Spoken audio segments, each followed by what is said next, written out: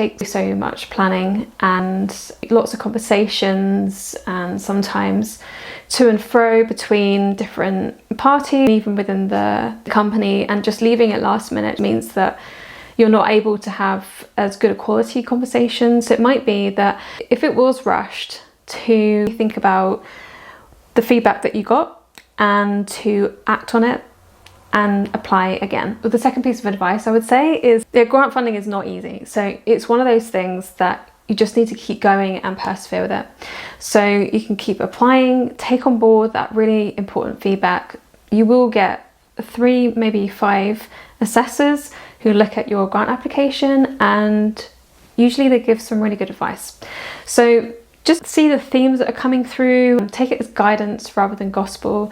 You make the decisions as to what you want to change and what you want to keep, and then make a plan and then address the feedback. The other thing that I see a lot is that businesses just try and put way too much into the grant project itself.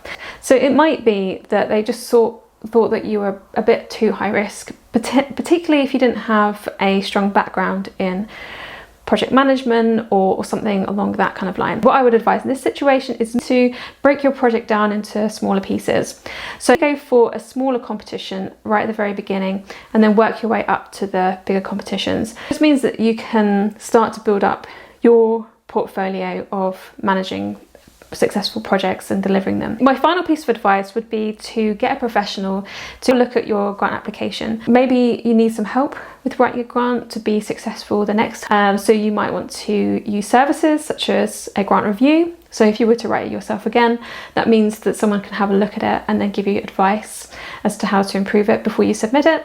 Then there's grant coaching, which means that someone can upskill you and show how to write a grant and everything that is involved in grant writing. And finally, maybe you just don't want to write the grant again.